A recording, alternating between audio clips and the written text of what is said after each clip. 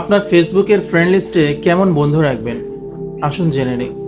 ফেসবুকে ফ্রেন্ড লিস্টে আপনি যেমন ধরনের ফ্রেন্ড রাখবেন, ধীরে ধীরে আপনার মন মানসিকতাও তাদের মতো হয়ে যাবে।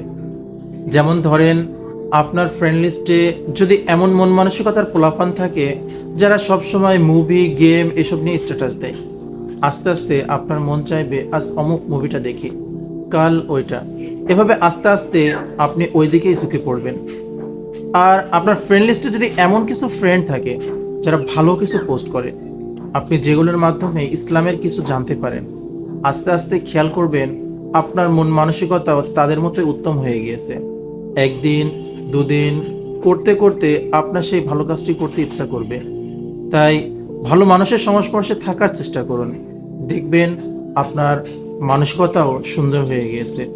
ভিডিওটি যদি ভালো লাগে অবশ্যই আপনার টাইমলাইনে শেয়ার করে রাখবেন। জাযাকুমুল্লাহু খাইর।